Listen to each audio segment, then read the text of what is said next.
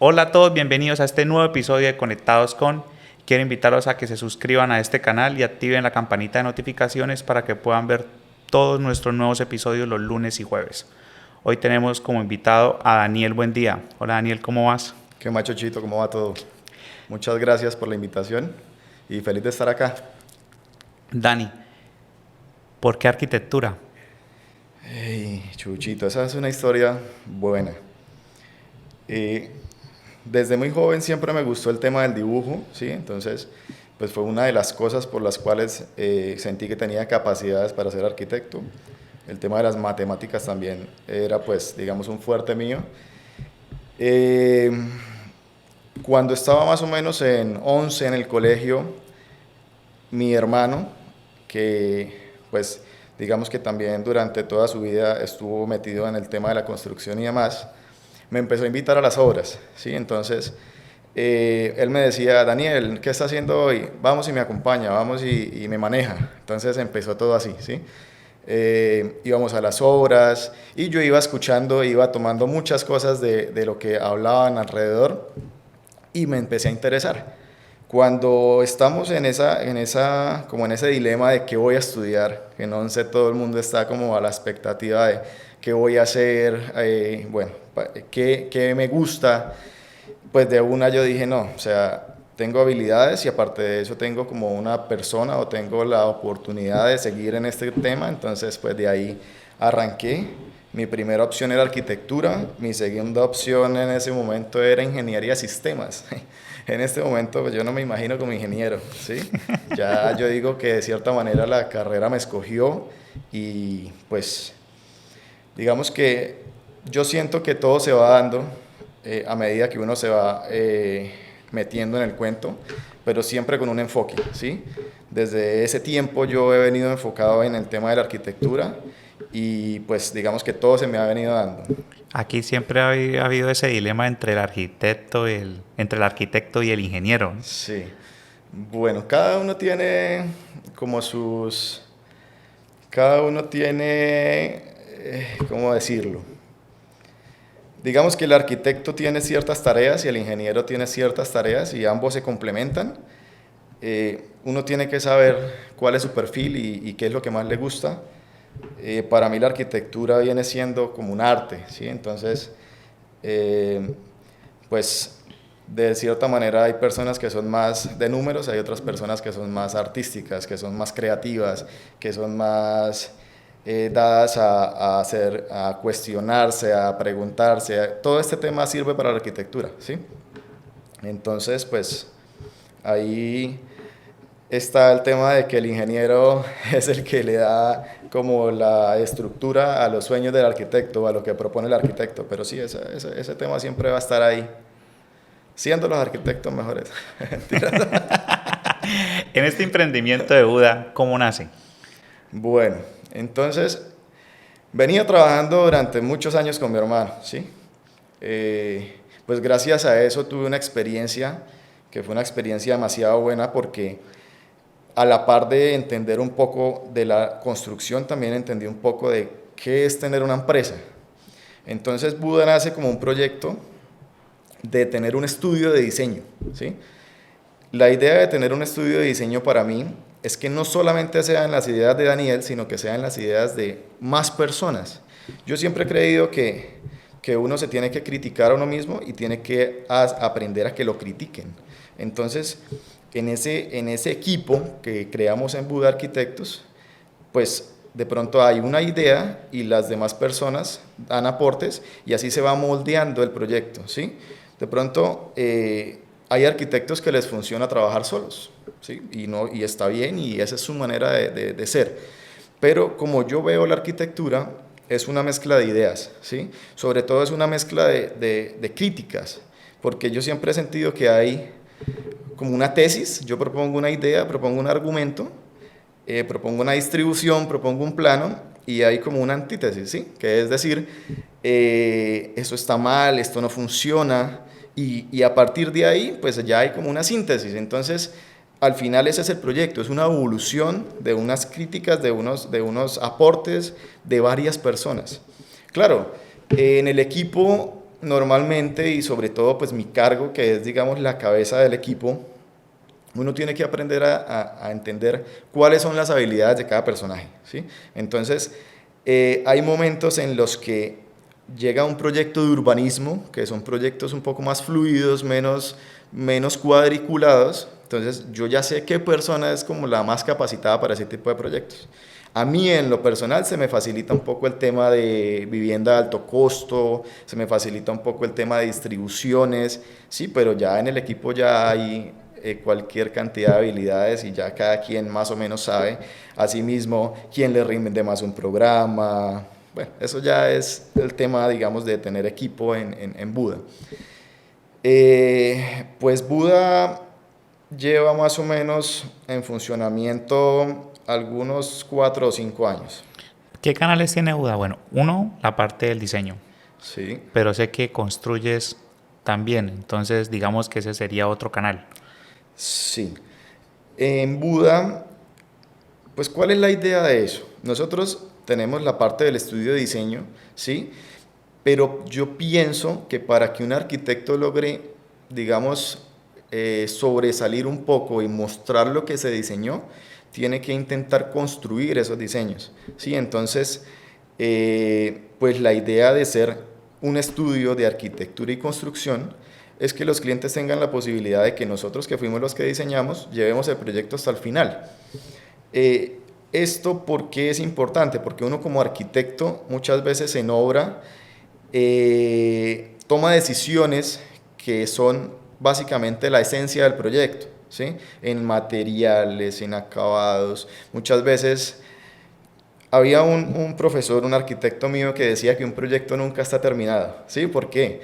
Porque yo hoy diseño la casa, de pronto mañana tengo una nueva idea y le doy le hago un cambio a cierta parte de la casa y casi que si a uno le dieran la oportunidad todo el tiempo de seguir haciéndole cambios a medida que uno va aprendiendo, viviendo la construcción y el diseño y su vida, pues si a uno le dieran la oportunidad, uno cambiaría el diseño, yo digo que casi que en el 100% al final. Entonces, esta frase del hombre es muy chévere porque él decía que para un arquitecto no hay proyecto terminado, siempre uno va a querer hacerle algo de más, ¿sí? Y eso lo viven los clientes también. El cliente hoy me dice, Daniel, es que mi casa soñada es así, así, así. Se van a su casa y a los 3 años dicen, uy, pero sabe que yo quisiera tener un cine en mi casa, o sabe que yo quisiera que mi habitación fuese así, o sea, ya digamos que eso es como algo evolutivo y es algo que también va cambiando de acuerdo a los tiempos y pues de acuerdo a lo que uno vive, ¿sí? El tema de los clientes. Yo sé que, bueno, está ese estrato 6 Sí, que es pues digámoslo, es minoritario, entre comillas, per se, pero también está el estrato 1, 2, 3 que es otro tipo de cliente que también yo sé que has manejado. sí. ¿Qué consideras? O sea, dime una característica particular de del estrato 1, 2, 3 o 4 con los otros y digamos qué anécdotas tienes y diferencias. Bueno, a ver. Bueno, cuando yo empiezo con el tema de la arquitectura y construcción y todo eso con mi hermano, estuvimos mucho en temas de interés social. De hecho, de la mano pues con él, yo participé en la construcción de procesos de interés social desde su creación, su formulación hasta su entrega, ¿sí? Entonces, yo digo que los clientes no se diferencian en ese tipo no, o sea, no tienen esa categoría de o si es estrato 1 o si es estrato 6. Yo digo que en ambos casos hay clientes exigentes, ¿sí? Que exigente quiere decir que lo ayudan a uno a crecer y a evolucionar y son clientes chéveres. Y hay clientes como en todas las ramas, digo yo, casposos, ¿sí? Entonces, pues parte de ese tránsito de interés social a vivienda de alto costo fue gracias a un cliente que era exigente y que de cierta manera me permitió darme cuenta que yo podía hacer de pronto casas diferentes, con colores diferentes, con espacios diferentes. Pues eso es uno de los proyectos más chéveres que tengo hoy. Es una casa que su implantación es como si fuera un boomerang, tiene una diagonal, la piscina le da casi toda la vuelta a la casa. En ese tiempo el cliente ayudó mucho con el tema del diseño porque era exigente, pero a la vez era muy abierto para tener ideas y para aportar ideas. Entonces el cliente me decía, Daniel, es que yo quiero desde todos los espacios de mi casa ver la piscina. Quiero poder desde mi sala tirarme a la piscina, desde mi comedor tirarme a la piscina, desde mi cocina tirarme a la piscina. Entonces, esas cosas tan específicas pero tan especiales hicieron que la casa al final fuera una casa muy bonita. No es una casa gigantesca, es una casa por ahí de unos 300, ¿qué? Unos 400 metros, pero pues tiene detalles en implantación, en distribución muy chéveres. Anécdotas.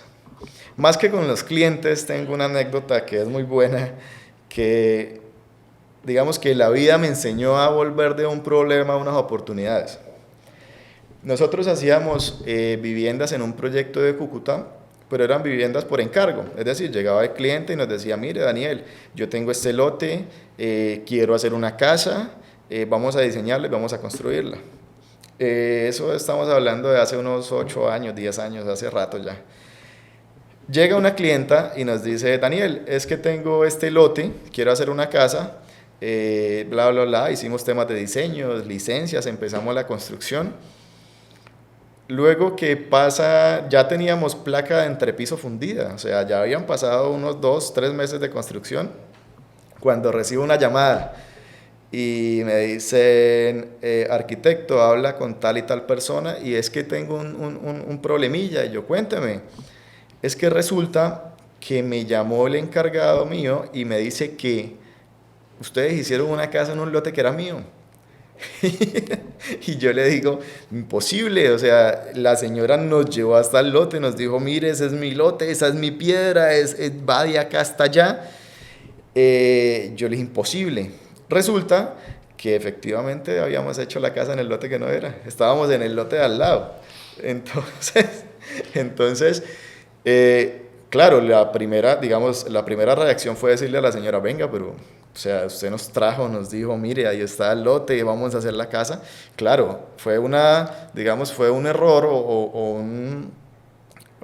bueno, digamos de confianza que por no mirar los papeles. de confianza por no llegar y ubicar el lote específico, y ella también se equivocó. Resulta que de ese problema nacieron unas oportunidades buenísimas. ¿Por qué? El señor me dice, Daniel, yo no tengo la intención de ponerle problema a ustedes, cómprame el lote. Nosotros dijimos, listo, vamos a hacer el negocio y le compramos el lote. Entonces compramos el lote. Ahora, el tema era la señora, entonces le dijimos a la señora, venga, pues digamos que tenemos algo de responsabilidad compartida, vamos a hacer la casa en su lote y pues la otra casa la tenemos nosotros o nos la quedamos nosotros y el negocio sigue. En ese tiempo llega un cliente y nos dice, ¿sabe qué, Daniel? Tengo afán con la casa. ¿Qué casa tiene más adelantada? Nosotros, bueno, pues tenemos esta que está en entrepiso y podemos continuar con la obra. En conclusión, la señora quedó con su casa.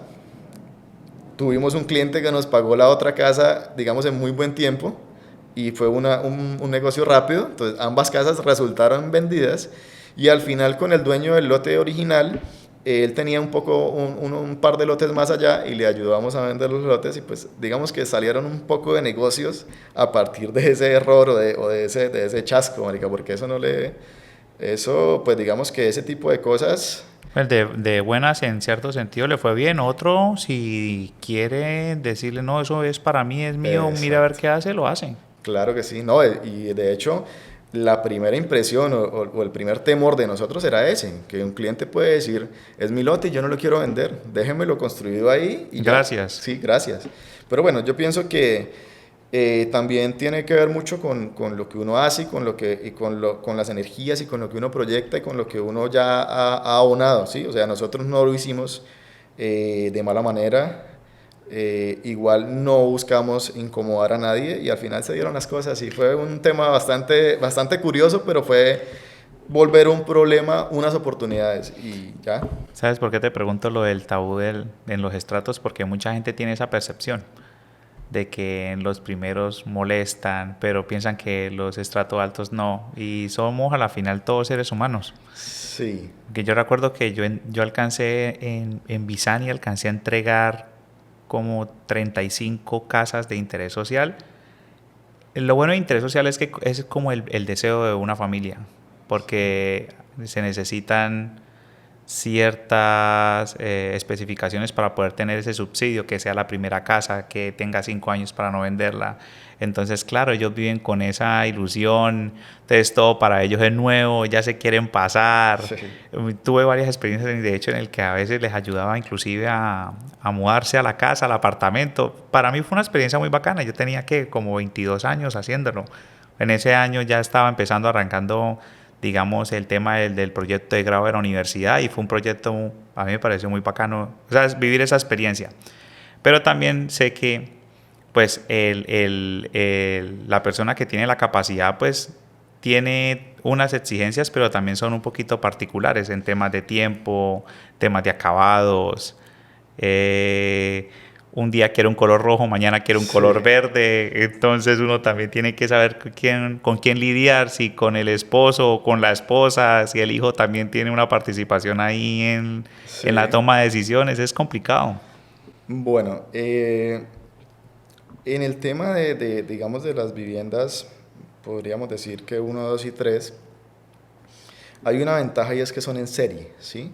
Entonces, de cierta manera, la exigencia del cliente es un poco más normal. Ahí ellos de pronto, como usted mismo lo dice, es su primera vivienda, entonces ellos las expectativas no son tan difíciles de cumplir, ¿sí? Sin embargo, pues el proceso de nosotros siempre ha sido muy personalizado, siempre ha sido casi que de conocer al cliente, de entregarle al cliente. Entonces, en esos temas son muy similares, pero en el alto costo la exigencia es diferente. ¿Por qué? Porque la mayoría de los clientes han podido vivir la experiencia de lo que quieren, o verlo, o estudiarlo, o investigarlo por Google, por Pinterest. Entonces fácilmente le llegan a uno, arquitecto, ¿y usted qué opina de un horno KitchenAid? ¿O usted qué opina de un horno Ariston? ¿Cuál será mejor?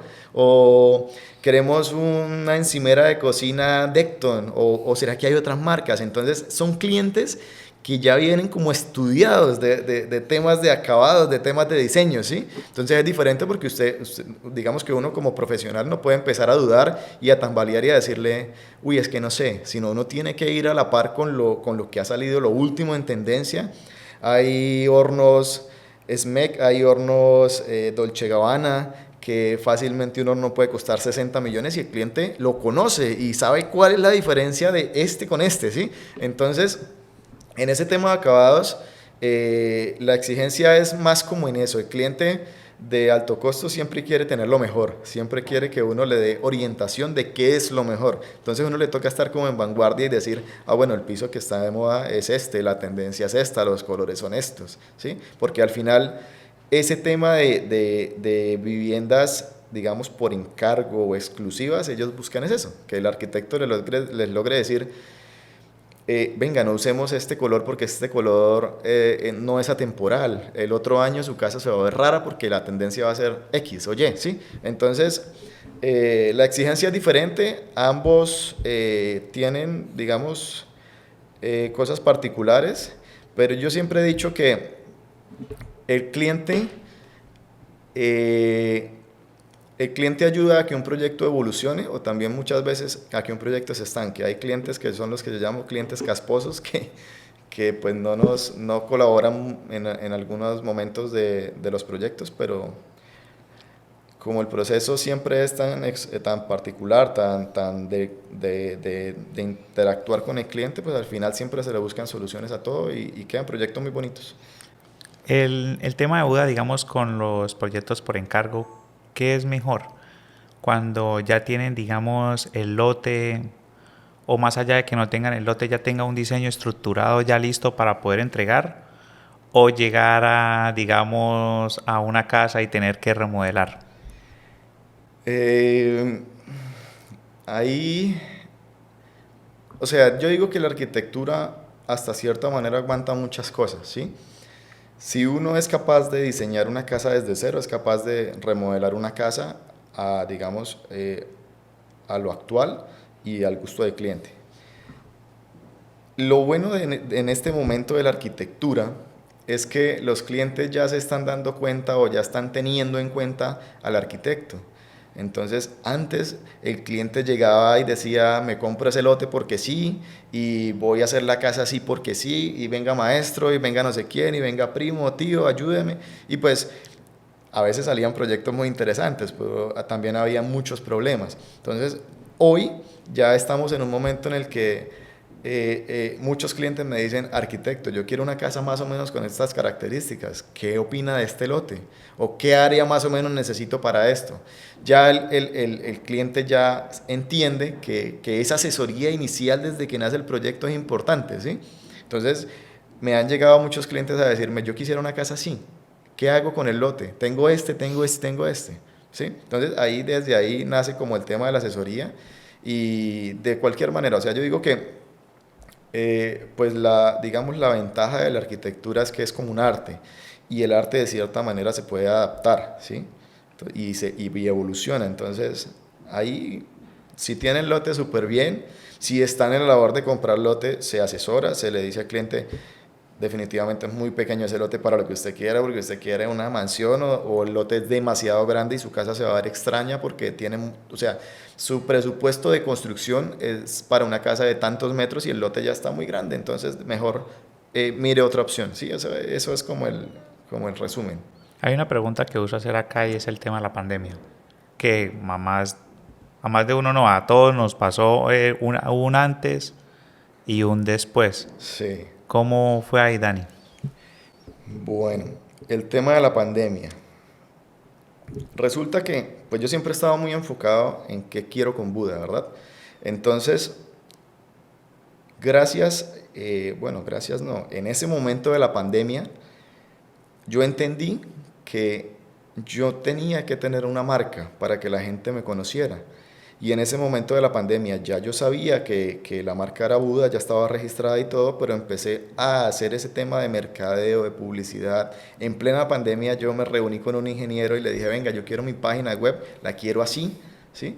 Y construí, digamos, ese primer momento de las redes sociales de Buda, del Instagram de Buda, del Facebook de Buda, al punto de llegar a inscribirlo como en casi 10 plataformas. O sea, yo quería que si la gente googleaba Buda, salieran 10 resultados diferentes. Apareciera. Y de hecho, en las métricas de Google, a pesar de que no muevo tanto la página, tiene vistas, ¿sí? Yo digo, pues la gente se interesa, abre, digamos que el nombre de la empresa es llamativo, es corto, es fluido, el tema de Buda le recuerda mucho a la gente la teología, entonces es algo que se le queda con el subconsciente a la gente, ¿sí?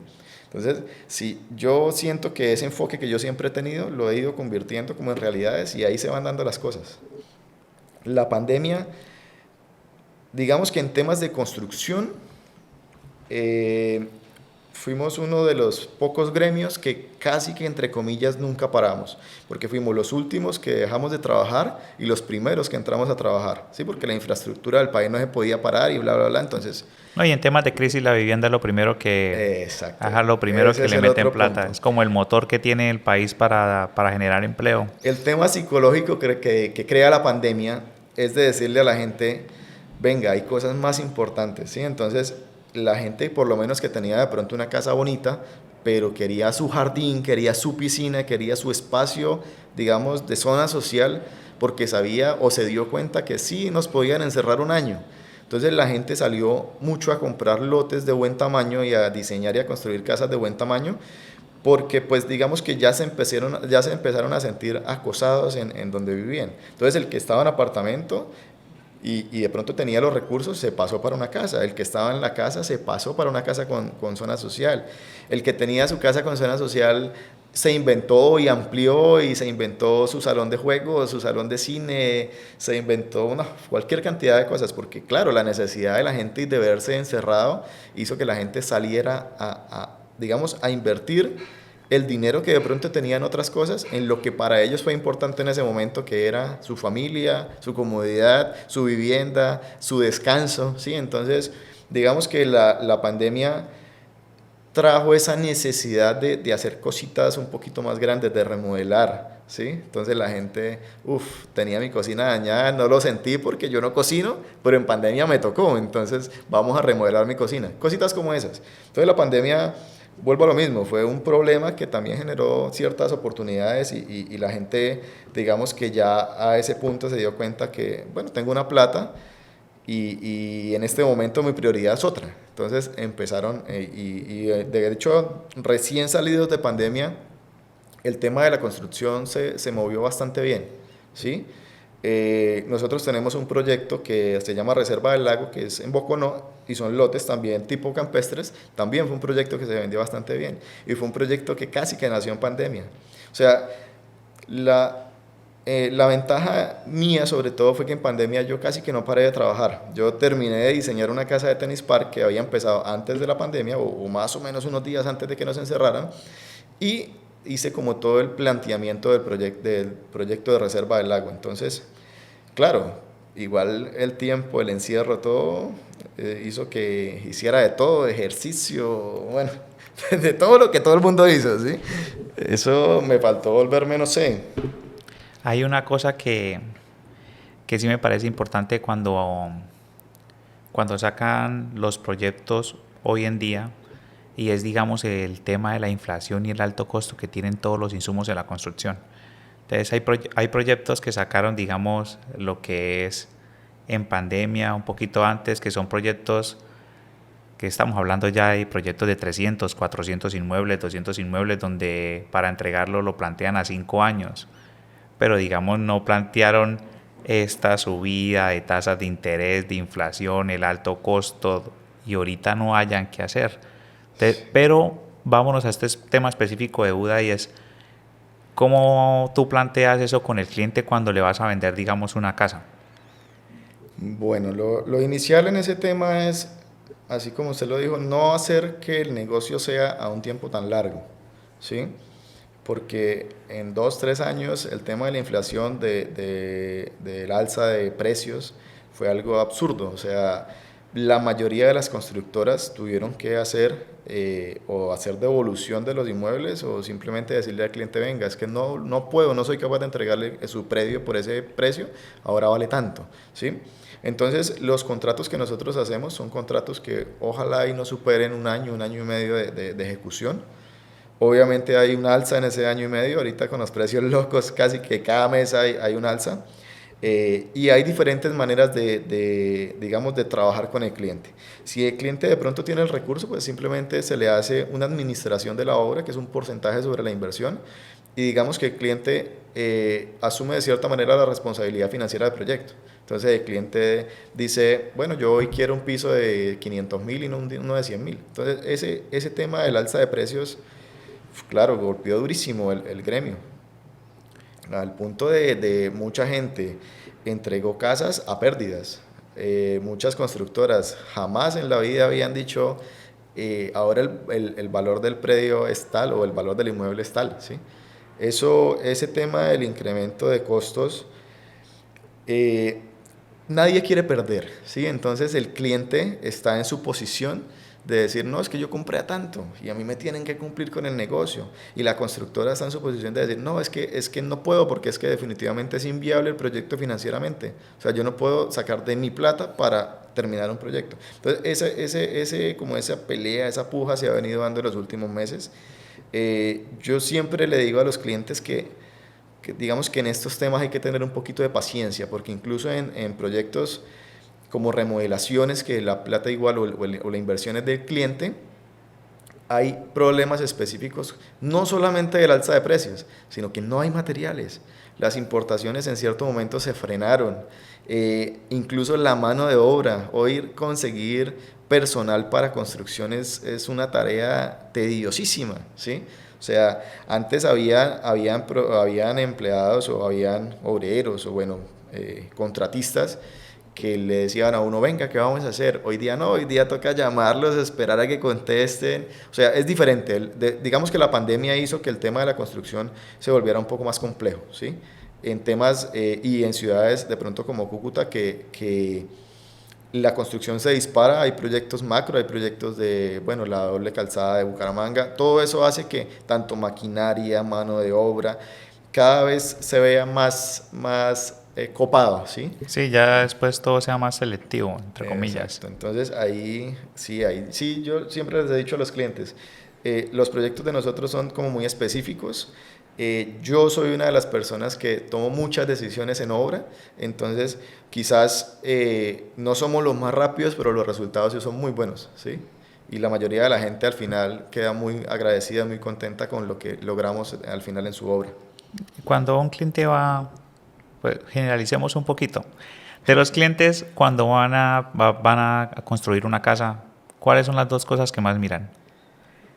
O sea, porque yo sé que hay una discusión, ¿no? En el caso de que, entre comillas, la mujer quiere la cocina más Sí, grande, sí, sí, sí. el hombre quiere solo la habitación. Entonces, pero hay dos o tres detalles siempre que son los que más importan. Y también que Buda de una manera entrega la casa ya hay un prediseño establecido por Buda con su equipo. Entonces uno como que tiene que anticiparse a todo eso para decir, venga, mire, esta es la casa que vamos a entregar, este es el diseño, estas son las medidas, cómprenla. Bueno, ahí hay dos temas, o sea, hay una forma o hay un diseño que es el diseño comercial, ¿sí? Que es el diseño que nosotros proponemos, que es lo que se puede ajustar a varias familias o a varios clientes, que es un diseño, digamos, muy tipo, sala, comedor, cocina, ropas, zona social, habitaciones, listo, ese es el diseño comercial. Ahora, el diseño especial depende mucho del cliente, o sea, así como hay personas que uno llama personajes, hay clientes personajes. Entonces, por ejemplo, un cliente mío me decía, Daniel, es que haga lo que quiera con la casa, a mí hágame un salón de billar. Yo sí puedo y me peleo con la mujer, me voy a dormir al salón de billar, ¿sí? Así, o sea, entonces yo digo que cada diseño, No, ya me imagino el billar y el mueble al lado. cada, cada persona, cada cliente es un mundo, ¿sí? Y su cabeza es un mundo y eso se ve reflejado en el diseño. Hay clientes, claro, o sea, la función del arquitecto, ¿cuál es? La función del arquitecto es tomar esas ideas y transformarlas y hacer que funcionen, ¿sí? Porque hay clientes que llegan con unas ideas que definitivamente no funcionan y uno le tiene que decir, oiga, venga, pero es que su casa va a dejar de ser funcional, va a quedar oscura, va a quedar, no sé, cualquier cantidad de cosas. Pero sí, ese tema de los clientes es bastante, Es que son especiales, o sea, sí, sí, digamos que siempre hay ese dilema entre todos hablando. Ahora, ¿cómo ve usted, digamos, la tendencia ahorita en la arquitectura? bueno,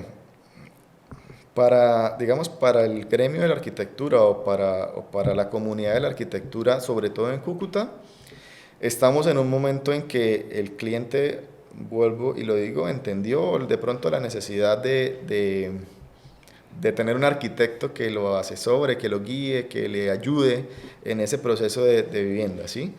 Eh, de pronto, bueno, es que hay, digo yo, siempre lo he dicho, que en este momento en Cúcuta hay como dos tipos de arquitectos. El arquitecto que es vieja escuela, que es el arquitecto tradicional, que ya ha hecho muchas obras, que ha diseñado mucho y que de cierta manera se fue haciendo su carrera. Y está el arquitecto nueva ola o el arquitecto de las nuevas generaciones, que ya viene con el chip de empresa, ¿sí? Entonces, en este momento vemos empresas de arquitectura, estudios de arquitectura muy nuevos, pero que han entendido el manejo de marca, el manejo de redes sociales y a hoy, en menos de 2, 3 años, son unas empresas o son unos estudios bastante conocidos y con muy buenas obras. Entonces, este boom de redes sociales, ¿sí? Este boom de Instagram, de Pinterest, hace que la gente cada vez se antoje más. Entonces la arquitectura cada vez es más global, ¿sí? Es una arquitectura que la gente llega y le dice a uno, venga, es que mire, Zaha hizo este edificio fluido, o en Japón hacen estas iglesias de manejo de luz y sombra. O sea, ya el cliente viene ya con la globalización y con las redes sociales, viene con ideas ya de otros lados, ya más, digamos, incluso el mismo cliente propone mucho más. Entonces yo creo que la arquitectura ha ganado mucho espacio y además que la arquitectura es como multitareas. O sea, yo soy muy curioso y soy muy de ver ¿qué han hecho las personas que digamos que son reconocidas en el mundo o algo así? Entonces he podido ver arquitectos que se han dedicado a hacer postres y le meten su tema de arquitectura al postre y literal es una obra de arte, ¿sí? He visto arquitectos que se dedican a diseño de páginas web, ¿sí? Entonces, digamos que la arquitectura tiene mucho campo de acción, entonces es bastante, casi que uno es el que tiene que escoger y saber a dónde va, ¿sí?